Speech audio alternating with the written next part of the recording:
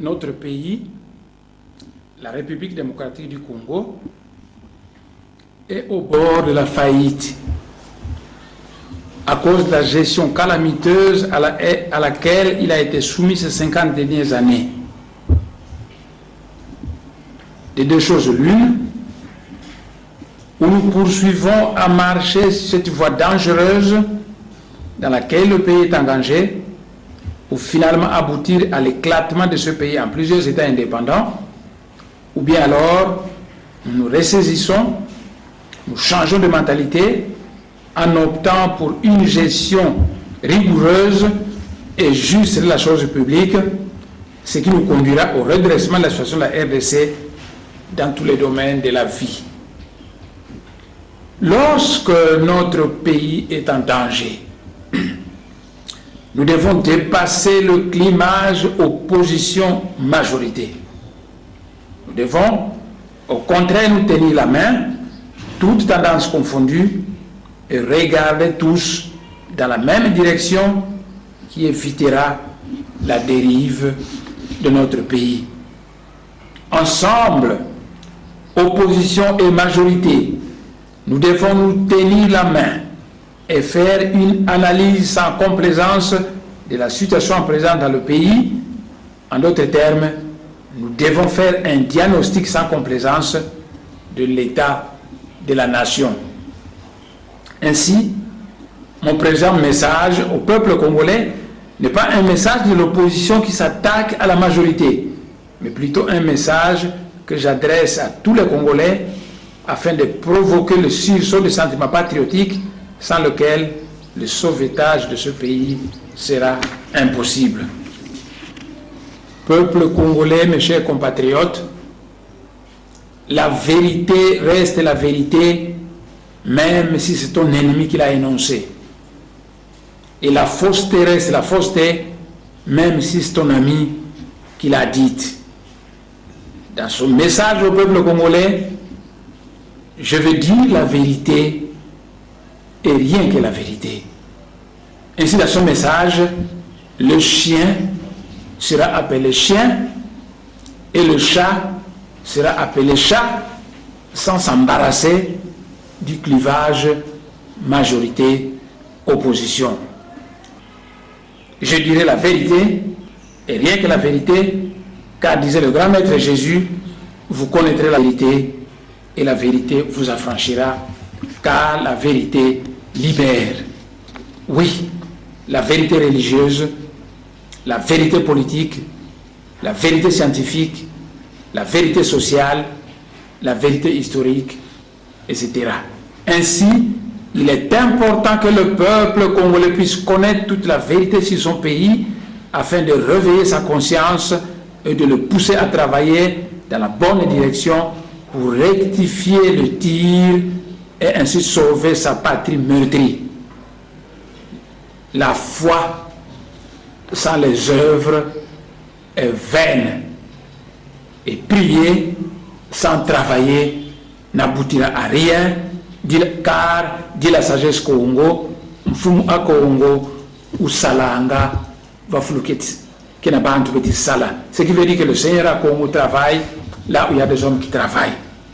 Voilà pourquoi, à l'occasion du 50e anniversaire de l'indépendance de la République démocratique du Congo, en ma qualité de grand maître de la sagesse Congo et veilleur silencieux du cœur de l'Afrique, j'ai tenu à donner à mon peuple, le peuple congolais, ce message destiné à pousser mes compatriotes vers la réflexion, la conscientisation, le changement de mentalité, sans lequel la descente aux enfers de la RDC va continuer pour finalement conduire ce pays vers son éclatement, et cela conformément à la loi de l'histoire.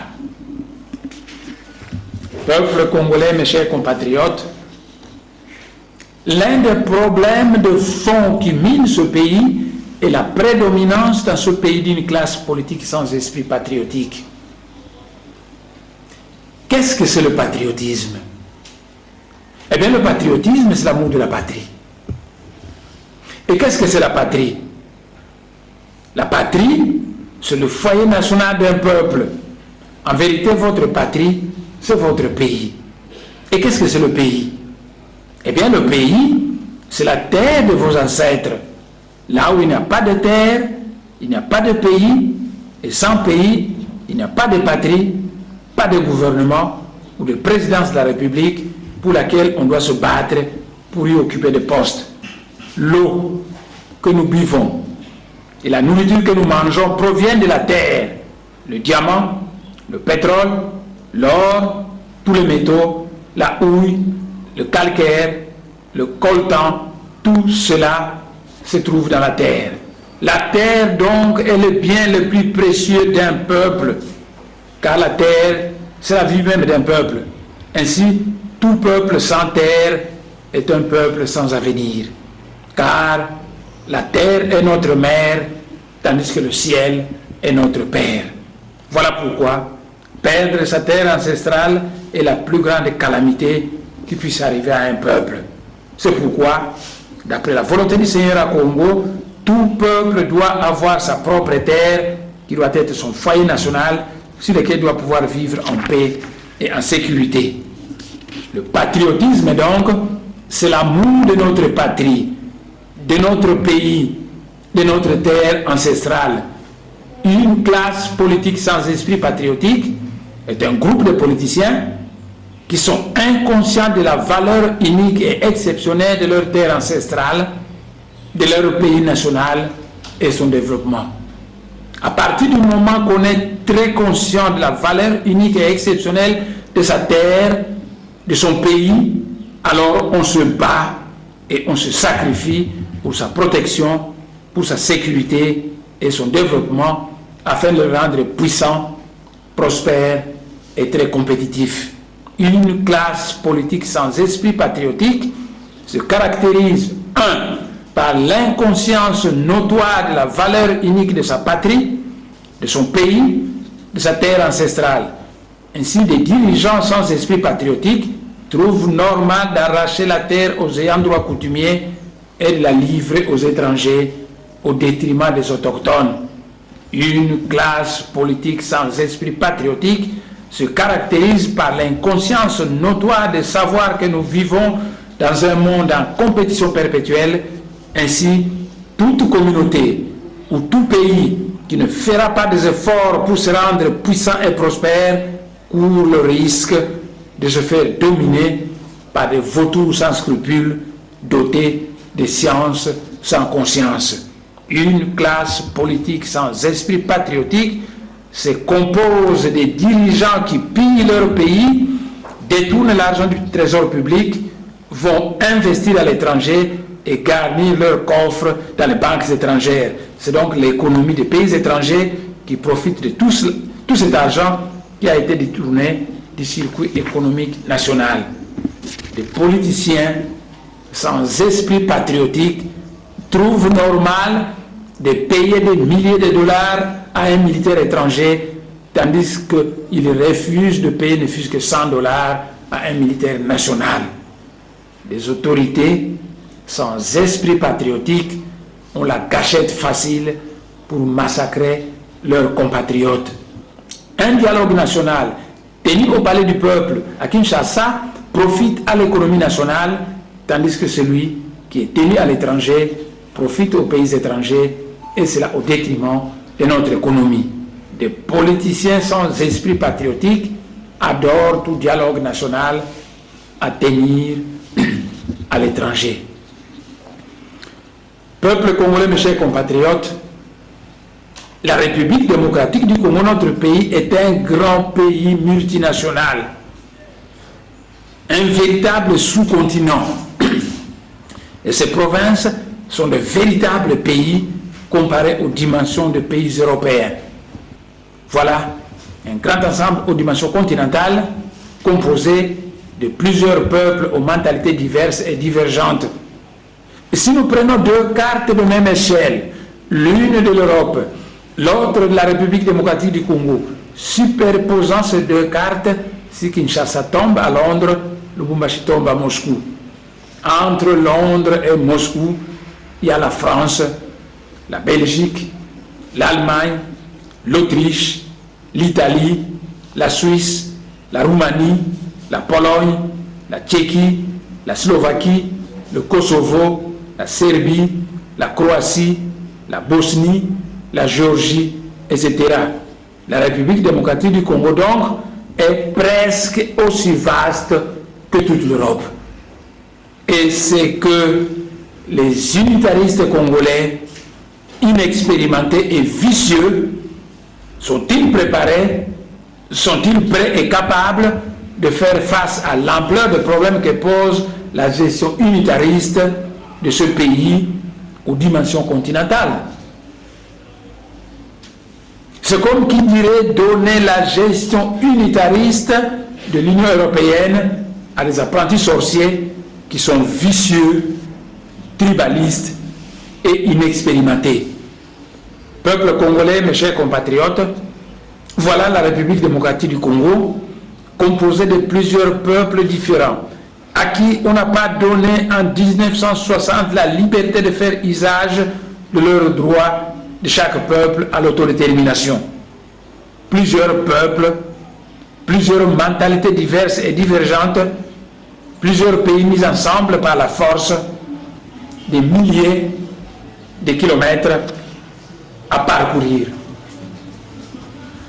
Et les unitaristes centralisateurs, avec leur État unitaire, prétendent diriger ce fameux sous-continent par la dictature, la force des armes, la gâchette facile, la misère, les injustices, les antivaleurs, et en concentrant tout le pouvoir à Kinshasa. Mais quelle ignorance des leçons de l'histoire! Conséquence, eh bien, cela fait 50 années depuis que le pays est indépendant et la République démocratique du Congo va très mal. À cause de la mauvaise conception de l'unité de ce très vaste pays multinational prédestiné à être la grande confédération congolaise dont les États autonomes, les provinces autonomes donc, qui le composent, seraient unis par 4 problèmes majeurs. Peuple congolais, mes chers compatriotes, sommes-nous capables, nous leaders congolais, de regarder la vérité en face et de l'accepter que 45 années durant, les unitaristes centralisateurs ont été incapables de gérer ce très vaste pays multinational comme il se doit? Sommes-nous assez honnêtes pour l'accepter et le proclamer que l'unitarisme centralisateur et dictatorial a lamentablement échoué dans ce pays? Sommes-nous capables de tirer toutes les conséquences de cette vérité reconnue et de transformer notre pays en une grande confédération congolaise, modèle américain? Je sais que les unitaristes centralisateurs n'aiment pas le fédéralisme et la confédération. Curieusement, ces unitaristes aiment aller cacher l'argent qui détourne au Congo dans les banques de ce pays européen appelé la Confédération helvétique, en d'autres termes, la Suisse. Le mot confédération leur fait peur et pourtant, ils parlent bien de la Confédération syndicale congolaise. Ces messieurs sont l'homme de véritables Bantous, Bamunanga Ngandu, Mazamakondo Ngandu. Ce qui veut dire des gens qui voient des crocodiles dans une rivière sans crocodile. Peuple congolais, mes chers compatriotes, nous l'avons vu, que notre pays, la République démocratique du Congo, n'a pas été fondé par un politicien congolais, car il est l'œuvre du roi Léopold de Belgique, qui avait rassemblé de force plusieurs ethnies aux mentalités diverses et divergentes, sans au préalable avoir demandé à chacune de ces ethnies si elle souhaitait faire partie du Congo belge ou pas. C'est donc un mariage forcé. Et je l'ai toujours dit, que nous, leaders congolais, nous avons le devoir sacré de prendre ce mariage forcé et de le transformer en mariage d'amour, en cultivant l'esprit de justice, de fraternité, d'égalité envers toutes les ethnies de ce pays.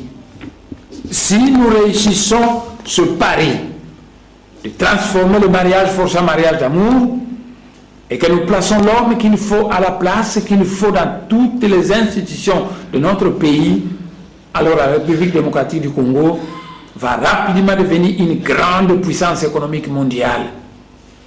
Malheureusement, pendant que le Congolais passe son temps à boire et à danser dans l'église ou dans le bar, 45 années durant, l'extérieur a imposé à notre pays des dirigeants, voire même des non-congolais, qui ont conduit ce pays fabuleux dans son désastre actuel. Peuple congolais, mes chers compatriotes, de 1960 jusqu'à ce jour, 50 années durant, toutes les rébellions qui ont détruit ce pays proviennent toujours de l'Est de la RDC. Et c'est l'Ouest en général qui a toujours payé les pots cassés par toutes ces rébellions de l'Est. Soi-disant pour mettre fin à chaque rébellion, la communauté internationale a toujours placé ses anciens chefs rebelles au pouvoir en RDC. Et je l'ai toujours dit, qu'un ancien chef rebelle parvenu au pouvoir et qui n'arrive pas à se transformer en homme d'État est un danger public pour la population, car, dit la sagesse Congo, Kimbambi, Kakala Nungu, Nkefu, Kaimani Sangako. Ce qui veut dire la fiole où on a longtemps gardé du piment. Le gaz piquant du poivre ne finit jamais. Après l'arrivée de l'AFDEL au pouvoir et après 10 années de règne du pouvoir de l'Est, la fracture Est-Ouest, la RDC, continue à s'aggraver. L'Est, composé des provinces du Katanga, du Maniema, du Deux-Kivu et de la province orientale. L'Ouest, composé des provinces du Congo central, de Bandundu, de l'Équateur et des deux Kasaï. Les postes les plus lucratifs sont donnés aux gens de l'Est au détriment de l'Ouest et de la RDC. Cela entraîne des frustrations au Congo central en particulier et à l'Ouest en général. Pour tromper le peuple congolais, on l'endort en expliquant sa misère par le fait que le pays sort à peine de la guerre. Mais qui a fait cette guerre pour que notre pays puisse gagner quoi? Et comment se fait-il que pendant que le pays sort à peine de la guerre, les originaires de l'Est et dirigeantes ont des millions de dollars dans leurs comptes bancaires?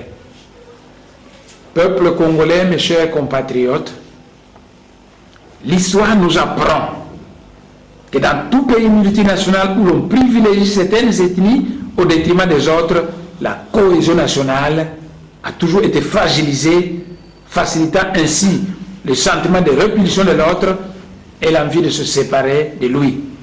Ce qui conduit souvent à la destruction de l'unité du pays et à la séparation définitive par des proclamations d'indépendance unilatérales. Voir le cas de la Yougoslavie avec le Kosovo, la Bosnie, la Croatie, l'Irlande du Nord et l'Angleterre, la Flandre et la Wallonie, le Groenland et le Danemark, le Kurdistan et la Turquie, l'Ossétie du Sud et l'Abkhazie en Géorgie, la Tchéquie et la Slovaquie.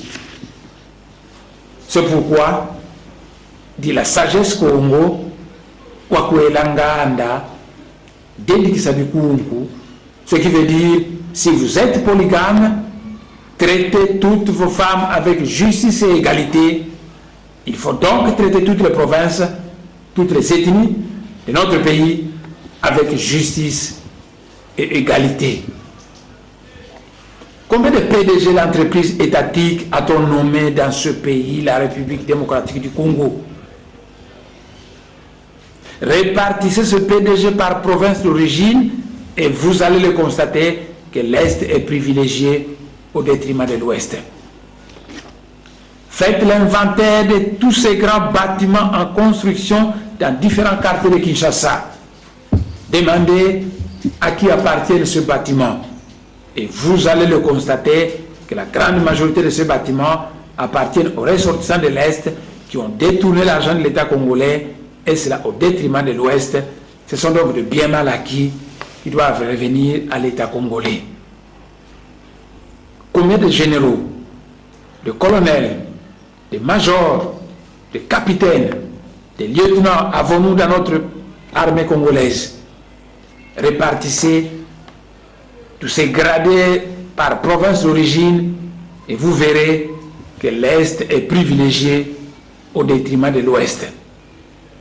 Pire encore, beaucoup de gradés de l'Ouest, diplômés des écoles militaires de l'Occident, sont exclus au profit de gens sans formation militaire sérieuse.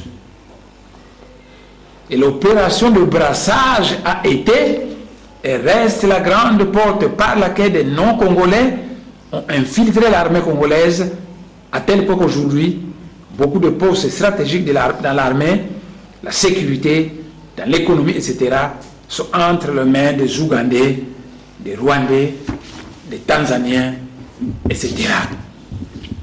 La République démocratique du Congo est donc devenue un véritable Kimpangala qui n'a plus de secret, un Kimpangala où des colons noirs dictent leurs lois aux purs Congolais. Les étrangers qui se sont donnés des non-Congolais, sans pourtant être des Congolais, règnent en maître absolu en RDC.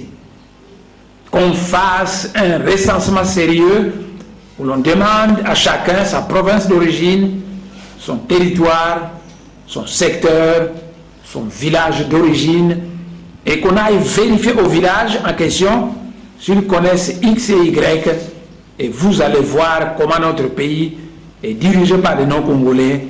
C'est vraiment honteux et c'est dangereux, car dit la sagesse Congo, Moussisi Ouyalanga, Nzenza, Kayalanga, Nsinganiko. C'est le fils du pays qui gouverne par l'étranger. Messieurs les unitaristes congolais, vous voulez avoir un grand ensemble, un grand pays, et vous êtes incapables de contrôler ce grand pays comme il se doit.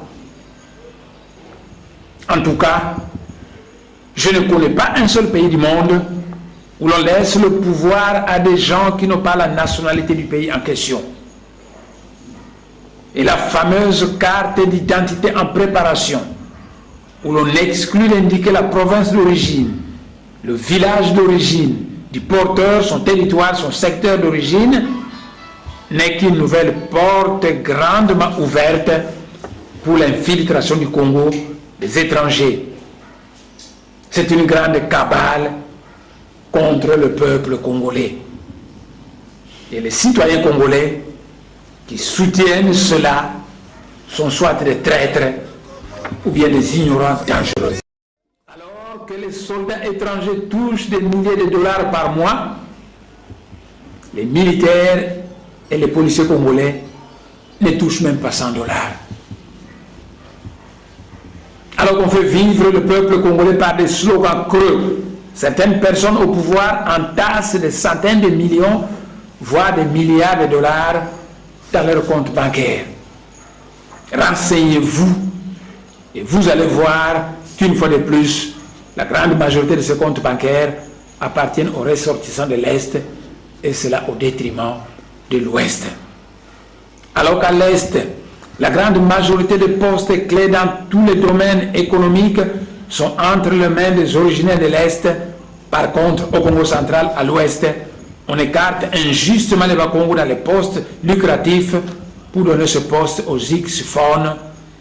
Or, dit la sagesse Congo, Lunungu, Lutunganga, Mandangi, Kamatungangako, ce qui veut dire c'est la justice qui construit la nation, tandis que l'injustice détruit la cohésion nationale. Peuple congolais, mes chers compatriotes, Kinshasa est construit au bord d'un grand fleuve et les Kinois ont du mal à se procurer de l'eau dans leur maison. La République démocratique du Congo a l'un des plus grands barrages électriques du monde et les Kinois ont du mal à se procurer l'énergie électrique chez eux. Les routes de Kinshasa sont pleines de trous et de flaques d'eau. Oui, on est incapable de développer la seule ville de Kinshasa, capitale de la République démocratique du Congo, et on parle de la nécessité de centraliser la direction du grand ensemble RDC entre les mains du gouvernement central. Or, dit la sagesse Congo, bitungu voit kengi, kulendele bionatako, kengi diaka voit. Ce qui veut dire, alors que tu es incapable de transporter un fagot de 9 bois, tu en ajoutes encore 9.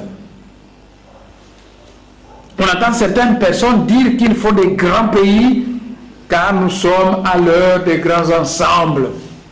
À cela, je rétorque en disant oui et non. Car les grands ensembles sont faits pour des grands sages au cœur pur, sinon alors ce grand ensemble devient une grande prison qui paralyse les ethnies rassemblées et constitutives du grand ensemble. Ainsi dit la sagesse Congo, Makinu Kwabaleke, Luyalu, Kwabambuta, ce qui veut dire laisser la danse aux jeunes gens, tandis que la gestion du pays confie aux sages, aux frères aînés, aux grands esprits. Peuple congolais, mes chers compatriotes, à l'heure des grands ensembles, le super grand ensemble appelé IRSS a éclaté en plusieurs États indépendants de dimension moyenne. À l'heure des grands ensembles, la Flandre et la Wallonie cherchent à se séparer en Belgique. À l'heure des grands ensembles, le Kosovo, la Bosnie, la Croatie se sont déjà séparés de la Serbie en Europe de l'Est. À l'heure des grands ensembles, la Tchécoslovaquie a éclaté en 2 pays indépendants. L'Ossétie du Sud et l'Abkhazie se sont séparés l'année passée de la Géorgie à l'heure des grands ensembles. Peuple congolais, mes chers compatriotes, les grands ensembles sont faits pour être gérés par des grands esprits, des grands sages, car il est extrêmement dangereux de confier un grand camion de grand tonnage à des gamins qui ne savent même pas conduire une petite Volkswagen, une petite région de Kinshasa. J'invite donc le peuple congolais de regarder la vérité en face et de transformer la République démocratique du Congo en une grande confédération congolaise, modèle américain ou modèle européen. Sinon alors, la République démocratique du Congo va subir la loi de l'histoire si l'actuel désordre organisé qui règne dans ce pays continue. L'unité de la RDC est un grand idéal, mais l'unité qui ne procure que la misère au peuple est inutile. Depuis 1960 jusqu'à ce jour, 50 années durant, nous avons toujours vécu dans l'unité de la RDC, mais cette unité n'a rien procuré de bon au peuple congolais. À quoi bon se battre pour assurer l'unité de la RDC si après avoir assuré cette unité, on laisse le pays sous la direction des étrangers, donc des gens qui n'ont pas la nationalité congolaise, des gens qui pillent les richesses de la RDC et massacrent son peuple, des gens qui sont là pour brader et vendre la terre du Congo aux étrangers, des gens qui ont la gâchette facile pour massacrer des citoyens congolais. Qui sont-ils ces gens-là? Car dit la sagesse Congo, Nzenza, Bavondanga, Kampanja, Kongo. C'est l'étranger qu'on tue, car on ne massacre jamais ses concitoyens. Peuple congolais, mes chers compatriotes, alors que la République démocratique du Congo a beaucoup de militaires bien formés, laissés par Mobutu, on néglige ces militaires, on les paye mal, et lorsqu'ils deviennent mécontents, on envoie des camions pour aller recruter des forces, de nouveaux militaires, dont on sera incapable de nouveau d'entretenir comme il se doit, alors que dit la sagesse Congo, un Tomisa, qui dit voya Tomisa qui salaud. Ce qui veut dire, place-moi dans les meilleures conditions de vie et de travail, afin que je puisse améliorer la qualité de mon travail. Un Tomisa par la formation et le recyclage continu. Un Tomisa par un salaire correct et encourageant, car le bénévolat ne paye pas. Un Tomisa par de meilleures conditions de vie et de travail. Un Tomisa qui dit voya Tomisa qui salue, dit la sagesse Congo. Peuple congolais, mes chers compatriotes, aux années 60, la communauté internationale justifiait les difficultés de notre pays par le manque de cadres formés. Aujourd'hui, nous avons des milliers de cadres bien formés dans tous les domaines. Des drôles de cadres qui, lorsqu'ils travaillent à l'étranger, ils sont de véritables savants qui sont très appréciés de tous. Mais aussitôt qu'ils rentrent au Congo travailler pour leur pays, ils deviennent vicieux et médiocres, même lorsqu'ils gagnent beaucoup d'argent par détournement de fonds de l'État. Mais pourquoi cela? Où est le vrai problème? Eh bien, le vrai problème est un problème de tête, de locomotive, de guide, de chef. Ainsi, des wagons neufs tirés par une locomotive inadaptée ne produiront aucun miracle, car dit la sagesse Congo, Mfitantu Kandonga Bantuko. Ce qui veut dire un peuple qui n'a pas un chef intelligent, visionnaire et entreprenant ne peut pas gagner une guerre dans ce monde. Et nous, dignes fils du Congo, qui aimons réellement ce pays, nous souffrons quand nous voyons ces drôles d'intellectuels qui se prostituent pour des miettes en se mettant au service de n'importe qui, en glorifiant des nouveaux colons noirs et en travaillant au service des dirigeants à la nationalité douteuse, donc des faux Congolais, autrement dit, des nouveaux dominateurs de la République démocratique du Congo. Ces intellectuels prostitués sont de véritables Mbouessa Mansuela, dit la sagesse Congo. Ils sont des sardines dont la tête pensante est restée en Europe, en Occident. Ils sont des collabos et finalement des traîtres à la nation congolaise, autrement dit, la 5e colonne. Avec des pareilles personnes de la RDC, ce pays n'aboutira à rien.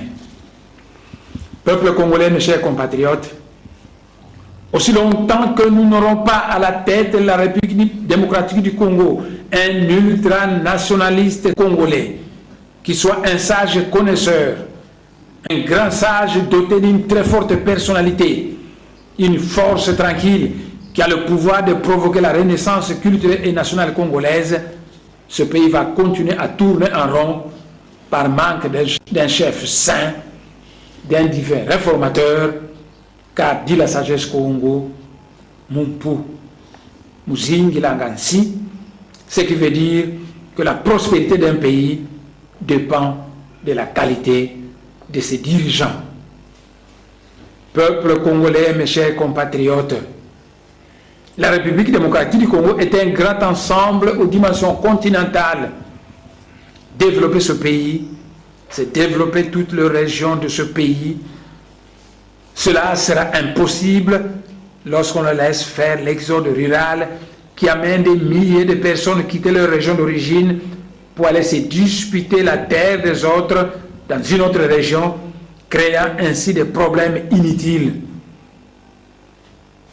Cette façon de faire crée le vide territorial qui est comblé par des Mororo et autres étrangers à la nationalité congolaise. La province orientale, par exemple, est presque aussi grande que la France. Si vous voulez le Katanga, le Maniema, la province orientale, le Kivu, etc., et vous allez voir des régions entières où l'on n'a même pas une densité d'une personne au kilomètre carré. Il y a donc beaucoup de terres là-bas et de vides. Curieusement, ceux qui prônent un grand Congo ne cessent de quitter leur grande province d'origine pour venir surpeupler la petite région de Mpumbu au détriment de la terre de Balenfu, de Baumbu et de Bateke, qui risquent de perdre toujours leur terre, ce qui est anormal. D'où tous ces problèmes de surpeuplement dramatique de la région de Kinshasa, alors qu'à l'intérieur du pays, on a beaucoup de terres fertiles, de l'eau abondante, de minerais, de forêts et de pierres précieuses. C'est la faute des dirigeants, car dit la sagesse Congo, Nkangu Aboakansuki, Tumbu Fumuzansi. Ce qui veut dire, c'est la faute aux dirigeants du pays si le peuple périt. Pourquoi cherches-tu à t'accaparer de la terre d'autrui alors que tu sauvegardes ta propre terre ancestrale dans ta région d'origine? C'est de l'anarchie, du désordre, donc de l'escroquerie conduisant à des biens mal acquis qui doivent revenir à leurs vrais propriétaires. Des terres d'autrui soi-disant achetées avec de l'argent de l'État détourné. Or, dit la sagesse Congo, qui a y voit, qui est au Kavwako, ce qui veut dire le mien est ma propriété, tandis que le nôtre ne m'appartient pas individuellement. Peuple congolais, mes chers compatriotes, 50 années d'indépendance, des unitaristes au pouvoir ont été incapables de construire un palais présidentiel à Kinshasa.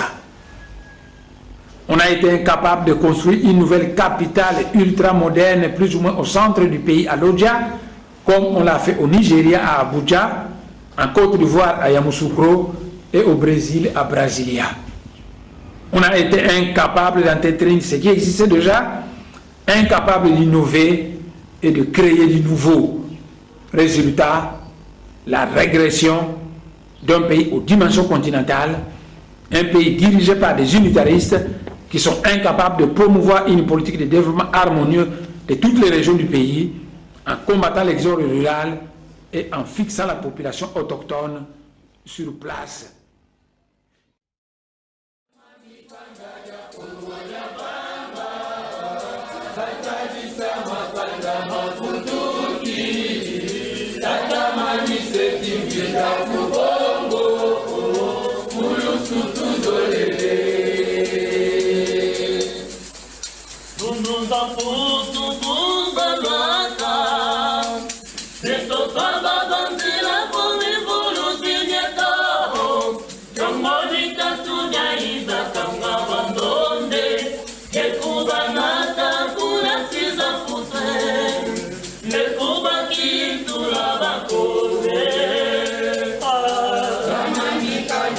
Kongo ya banda